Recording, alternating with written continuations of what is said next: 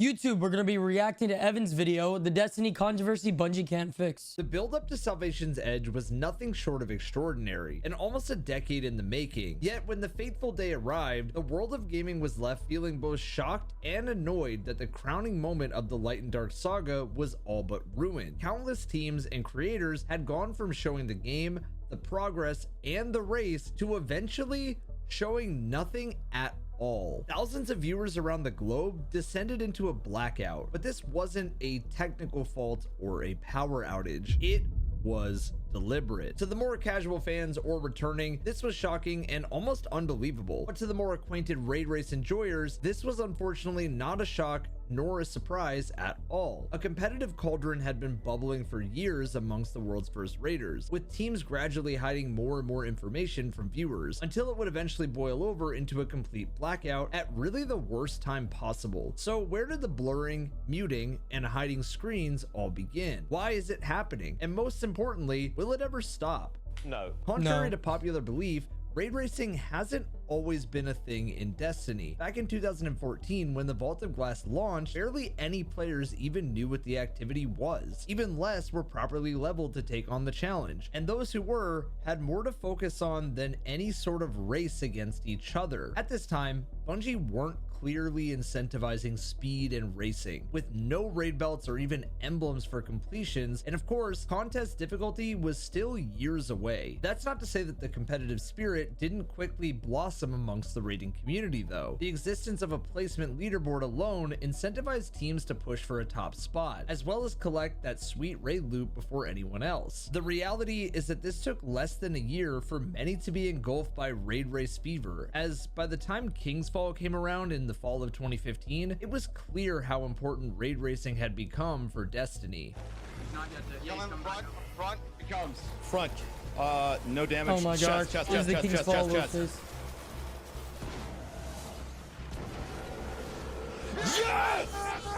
Fuck! Yes! What a time, man, what a time. Oh my fucking god! Suck my dick!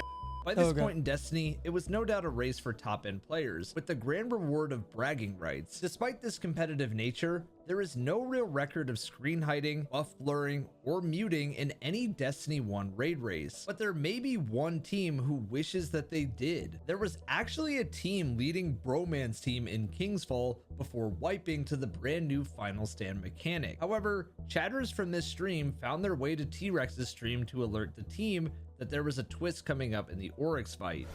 I hear we have to hit him again after he's done, so just be wary, be ready. I have literally I have one sniper shot. This undoubtedly helped Broman's team become world's first champions in Kingsfall, and first foreshadowed the dangers of streaming your runs to the world, and consequently leaking mechanics to your competitors. By the time Destiny 2 launched to the world, raid race fever had infected the whole community. As the Leviathan first opened up to players, top teams raced, hardcore fans competed, and some players were just there for the vibes. There's a dog on the left. Oh, you polonize something and you give it the light for it to use photosynthesis. Raid Race Day had quickly turned into a complete schedule clearer for many, as fans around the world gathered to watch the chaos unfold. However, it wouldn't be until Last Wish that Bungie themselves helped to properly propel the concept of a race. Up until Forsaken, the language in trailers would always present the raid as beginning or opening, while the trailer for Last Wish was the first to officially announce the concept of a world's first race. Bungie were willing to even go a step beyond that. The elusive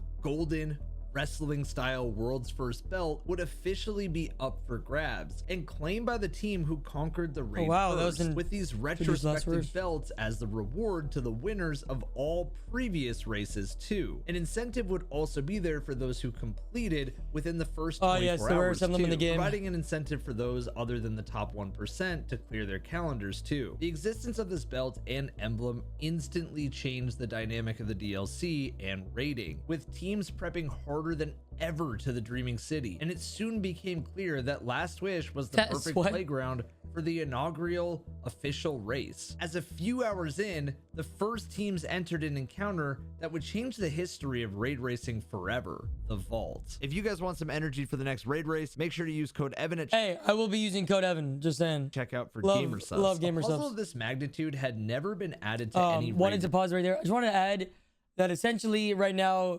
he is saying that, you know, in the community right now we have a bunch of people blacking out their screens, and you know, it kind of takes away from all this like traditional stuff we had. It's kind of the vibe I'm getting, just to give you guys an kind of a long story short of what he's saying. In Destiny before, as teams were used to DPS focused encounters with much more minor tasks to complete to reach a damage phase. While one team had a glorious stroke of luck and brute force the encounter, the rest of the community scrambled to solve this devious creation. This encounter would turn out to be pivotal, as it would be the first time we would see teams cut audio and communication to hide their theories behind the encounter that's solution. true, I forgot. Adam would turn off stream audio and later clear the encounter. That's where it in started. doing so, may have unknowingly opened Pandora's box. Unfortunately for Math Class, this small advantage would not Ooh, lead look to a at that victory, team. with Dato's team falling infamously short of both the world's first belt and the day one emblem. Muting the stream was certainly confusing for many viewers at the time, but it never became a significant talking point as the community were just so in awe of the sheer scale of Last Wish itself, as over 21 million stream hours were watched in the first month of Forsaken, with the world's first race itself heavily Blonde hair. contributing towards that. Bungie would yet again up the ante upon the release of Crown of Sorrow, this time introducing a contest modifier to greatly increase the difficulty of day one, but more importantly, level the power playing field, as not to favor those who had excessively prepared. Raid racing both on the playing and viewer side would continue to grow through all these changes, with almost 170,000 concurrent viewers watching the fall of Galron, and 225,000 watching the Sanctified Mind crumble into the Vex Milk. By the time 2020 rolled around, raid racing had become so serious for some teams that they would practice under-leveled content beforehand and it gets employ a serious. 7th or even 8th member into the fire team to, quote, scout for them. This role sounds exactly like what it is: a coach or another voice separate from the team playing that is in charge of finding other teams in the lead and relaying that information to their team to catch up. This isn't uncommon to other raid racing games, but again, Destiny raid races are a day long, not a week-long event, so the role quickly became controversial. Scouts were slowly making their way to the mainstream upon the launch of Deepstone Crypt, as over 400,000 viewers. Yeah, essentially what I've noticed is like really top teams will get a scout who is a member that is watching other streams and is also very, very good themselves.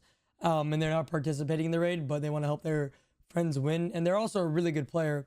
That's essentially what's happening, or what I've noticed. Or even if their 6 isn't the best PvE player in the world, they'll still relay information. And it's kind of needed nowadays in the world's first atmosphere.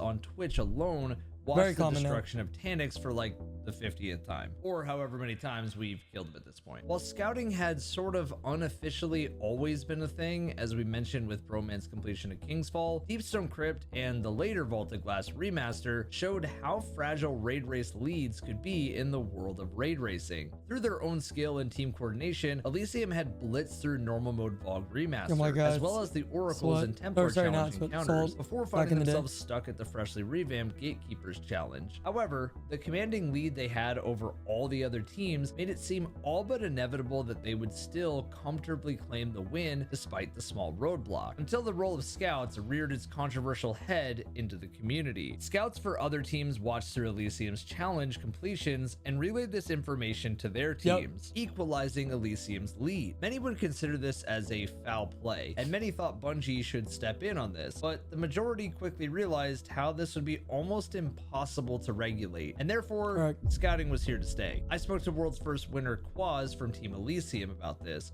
and he had this to say: quote, "We first had a scout for VOW as we didn't have one for VOG, and since we nearly lost due to other scouts finding the Gatekeepers challenge from us, and we figured if all these other teams had a scout, we should have one too, so our chances to win aren't lowered." I remember seeing pictures on Twitter of scouts saying, "I'm prepared for day one," and having 5+ monitor setups with all different Oh my streams God. showing how much additional info one person can give. Bungie premiered Vow the Disciple to over 300,000 viewers on Twitch, and also about 300,000 error codes as well. Network-related issues dominated this race more than anything, and many in the community thought this race should be canceled or restarted due to the issues disproportionately affecting some teams and members of the community. However, scouting no doubt helped as Elysium climbed back here from hours of error codes to claim world's first. But it's important to remember that just because scouting exists and muting exists doesn't mean you're guaranteed a win. Team Ascend had been at the final raid boss for hours, and Elysium won, proving execution and skill still remain the most important attribute in world's first races. It would be ignorant for me to pretend that my own creation raid zone hasn't had some influence on how things would play out. Watching, tracking, and streaming the progress of teams unintentionally serves as a scouting hub for some. And while raid zone does so much good and receives a lot of support around here from those who just want to watch the race, it also does have the possibility to pressurize some teams into obscuring information. Although, with the existence of scouts in the mainstream now, I would argue that this information would just be shared anyway. The Kingsfall remaster would be unfortunately the last raid race without having screen or audio obstruction, which is somewhat poetic when you remember that the original Kingsfall was the first raid to have the result heavily impacted by information sharing. Now, over 500,000 concurrent viewers tuned in for the Root of Nightmares raid, the highest ever Twitch viewership in Destiny history. But as fans tuned in to track the race and cheer their favorite teams on, most were met with silence and obscured visuals. However, with a raid race as bad as Ron, it's probably not the worst thing in the world it was blocked out anyway. You could argue that this was the natural progression of raid racing. We will break down the morals and opinions around muting and blocking later into the video, but however you feel about it, the stream obstructions still didn't really take center stage on day one, as many were so stunned at how far Root of Nightmares fell below expectations. And with Clan Luminous steamrolling Bungie's poor attempt at a contest raid in just over 2 hours, screens weren't even blocked for that long anyway. At this stage in the video, you may start to realize a pattern in that the competitiveness and extent teams were willing to go to win escalates raid after raid since all the way back in 2015. However, other factors were somewhat blocking screen hiding, muting, or scouting from becoming mainstream news. Fast forward to June of 2024, and the stage was set for Destiny's grand finale. Bungie had promoted this DLC more than any other, therefore pushing the raid race more than any other. Contest mode was active, and world's first raid belts were the most prestigious to date, as the 6 Guardians to claim it would be immortalized in history as the first team to slay Destiny's decade-long villain and open up the mission that would complete Destiny's infamous Light versus Dark saga. The raid started with many teams blurring buffs and muting audio from the start, which wasn't entirely new, but the amount of teams starting this way and what this would quickly develop into was unprecedented. Teams began to reach the infamous Verity encounter in about 4 to 6 hours into the raid, and as soon as teams realized this was a puzzle heavy encounter, just like Datto and Vault in 2018, teams began to further limit what viewers could see and hear until the cauldron finally boiled over, and we ended up in a complete blackout. And by the time teams reached the witness, next to no one with any significant progress had their stream watchable. Viewers who had been waiting for this day felt robbed of this moment, and for the first time ever, it felt like there was a complete disconnect between those watching the race and those competing. Because of this, by the time the raid was eventually completed by Team Parab— Look, I'm gonna just be honest, man. That raid was hard, and people that got to Verity really didn't want their strats being known, and yeah, that's kind of where it like really took into place. Like, dang, these people are gonna all hide screens, and I don't compete in these world's first raids. I get why they do it, but yeah, that was the big one. That's when everyone was like, wow, people are hiding their screens in the most important raid of the Destiny history, actually. Not even of the day, the entirety of Destiny history. So it was a big deal, man. Very big deal. Let me know how you were affected too in the comment section about this. Bellum, the hype of the moment was all but gone, and there was no buildup of excitement as viewers watched teams draw closer. The fallout and reaction of the Destiny community started to pour in, and they were not happy. Many felt robbed that the pinnacle event in the Destiny calendar had been completely ruined, while others had little to complain about, thus sparking one of the largest debates we have ever seen in Destiny history. By the time Desert Perpetual came out around a year later, large portions of the community were anxious that the screen obscuring would ruin the race right from the very start. While some teams did hide their screens, it quickly became apparent that this raid was mechanically relatively simple, and very much a raid that required perfect DPS execution to complete instead. As such, the role of blurring screens didn't impact the viewing experience anywhere near as much as in Salvation's Edge, with even the eventual world's first team unblurring their screens before completion, once they realized that the mechanics were out in the open. In this final section, I want to really break down both sides of the argument. I want to try to come at this from a very neutral angle, as my goal is not to change anyone's opinion, but instead outline the argument on both sides and give everyone further points to consider, as in debates like this, people can often tunnel vision into their own argument a bit too much. First and foremost, it's incredibly important to best try and define what a raid day and raid race is meant to be, as this will ultimately be the biggest factor in deciding what side of the fence you will sit on. When Vaulted Glass launched in 2014, there was undoubtedly a more community feel to completing the raid, as the concept of a raid race did not exist in Destiny. However, since Forsaken, it's clear Bungie have heavily embraced the competitive side of PvE Destiny. Promoting the world's first race in trailers very much seems like a concerted effort to get more viewers to watch the race on Twitch, whereas the implementation of contest mode, stricter raider rules, and a belt seems like a player-focused effort to make the race more balanced and incentivized for competitors. What's a little bit more up for debate is whether Bungie are implementing these competitor-focused measures to tighten the race for a viewer experience or to upkeep competitive integrity. For the lack of Bungie's interference on the screen hiding front, this has been the smoking gun piece of the evidence leading the argument that the raid is a competitor-first event. As if Bungie felt like the race was becoming something that they didn't want, they would speak up. Despite this, it is easy to also see the disappointed viewer POV too. Raid races have the prestige and hype around them that they do, largely because of the viewers that tune in. Correct. It's unlikely raid belts, contest mode, or day one emblems would have been a thing if thousands of viewers didn't tune in for hours upon hours to watch the earlier raids be solved for the first time. Viewers argue that if racers really wanted to hide their strats and refrain from competitive disadvantage, they just wouldn't stream at all, just like Team Parabellum in Salvation's Edge. Large numbers of teams stream because they want to capitalize the increased viewership, the hype, and ultimately the revenue that descends upon the Destiny community when a world's first race begins. We've got to have money.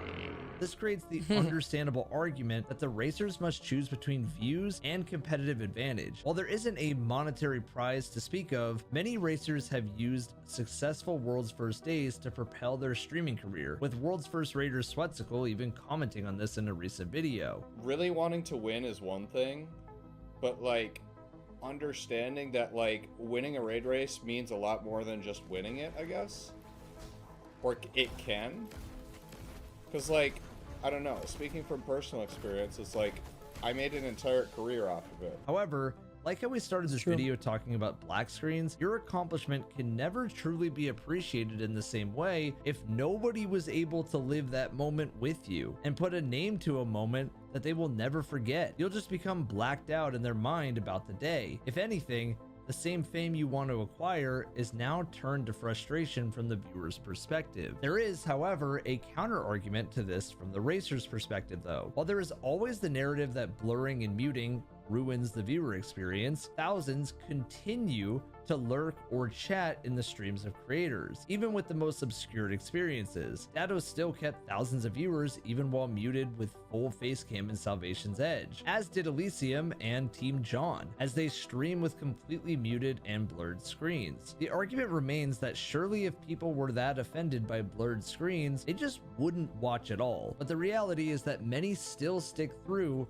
regardless. And when this is the case, why would a racer ever consider changing that? Screen blurring is the ideal middle ground to many racers, as it allows them to maintain a competitive advantage, but then still unmute and unblur to lap up the glory when they do get their completion. And without any Bungie intervention, it's hard to stop anyone from doing that. The reality is that some players play games to the best of their ability to become the top 0.1% and have their name etched into history, and therefore they're willing to do anything it takes to claim that glory. However, when it's the viewers who have ultimately created this high stakes environment, it does seem unfair to completely rob them of the experience of watching it. And it's more than fair to argue that in a time when Destiny is struggling for viewership and a player base, obscuring viewers from engaging with the pinnacle of Destiny content is not only wrong, but it's just a stupid thing to do for the future of the game. How are viewers meant to become more engaged in a game if racers are blocking the viewer from seeing all it has to offer? While trailers help to market a game publicly, watching trusted or respected players play the game is equally, if not more, important at upkeeping the player count and the longevity of the game. Lots of racers want the fame of being a world's first raider, as there are plenty of examples of these teams that have their careers propelled by in-game achievements. But it's more important to note that these players had their careers propelled not only because they were first, but more so because people could watch them be first. And there are plenty of examples with creators like Mactix who have had their careers propelled, not because they won the race, but because they made progress in the raid while not obscuring their screens at all, as his team was one of the first to reach Taniks in Deepstone Crypt, but falling just short of world's first, but claiming a top 6 finish and a lot of long-term viewers and respect. Finally, while no one can argue that streaming unobscured raid racing is a competitive disadvantage, it's actually impossible to quantify how much of a disadvantage it becomes. Ultimately, it's only a disadvantage if you discover information that no one else has. Hiding screens and having scouts doesn't guarantee a raid race victory, with some encounters being easy to solve and hard to execute, like the Witness Contest or Spire of Stars final boss, while others are the polar opposite, being hard to discover and easy to execute, like Sundered Doctrine's final boss. The latter is a strong argument for hiding screens, as teams found themselves stuck for ages trying to solve the mechanic for Karev in Sundered Doctrine, but cleared it almost instantly once it was discovered. You only have to look at the placement leaderboard to realize that the floodgates really opened once Mario, Luigi, and Biggs discovered how to start and survive the damage phase. Had this team failed, they would have surely lost the race after exposing the mechanic to the whole community, whereas hiding their screen would have provided some insurance for the execution of the mechanic. The former example is a little harder to justify on a screen hiding front. When the mechanic is all but out in the open and it's a team's DPS, coordination, and survivability that's being tested, there is much less of an advantage gained from hiding your screen, as it tends to rely a little bit more on skill and communication. In both circumstances, however, unobscured screens create a better viewing experience. Watching teams wipe over and over until a team finally survives the onslaught, edges closer phase after phase, and then finally takes down a boss is awesome. It's equally as awesome watching teams struggle for hours to find the key to the puzzle and then watching to see who can race through the completion first, however. Ultimately, however, it's hard to see anything changing anytime soon. Competitive integrity is clearly important to both racers and Bungie alike, and therefore there's not likely to be any rules that dramatically improve the viewing experience anytime soon. And I do think it's important that viewers understand that a blurred stream is still better than no stream at all. And for the top 0.1% of the community, any advantage that can be taken will be claimed. Despite this, I think it's important that Bungie monitor how this situation develops moving forward. Over the past decade, things have changed a lot in the world of raid racing, and if it continues to travel exclusively towards a purely competitor-focused day, viewers may quickly become alienated to an extreme level and start to completely kill the hype for the best day in Destiny, and consequently damage the future of the game. Whatever the future holds, it's important that both sides of the argument remain respectful to one another, which can be hard online for some people. I hope this video has provided some new points of view for you, and I look forward to grabbing some popcorn and reading the comments down below. Thank you for watching. Follow my socials and make sure you're subscribed. I mean, you know, he's spot on. It's definitely one of those things where I think Bungie needs to step in and probably talk about it. You know, he was spot on literally everything he said. My opinion is that until there is a rule enforced by Bungie, I don't blame people for not wanting to have an advantage or be at a disadvantage, you know. And a Bungie steps in, they can make it an even playing field. I don't know, but let me know in the comment section below what do you think and how this affects you on Raid Race Day if you're watching or even if you're playing. And And yeah, this is one of the hot topics in the community right now. I definitely wanted to react to it. And like I said, again, let me know your stance on it in the comment section below. And we'll catch you guys in the next one. Hey, you, thanks for making it to the end of the video. If you haven't already, subscribe to the channel or keep watching. But if you guys subscribe to the channel and we get 51,000 subscribers, I'll recreate this outro wearing this pink wig. So subscribe to the channel or keep watching. Thank you.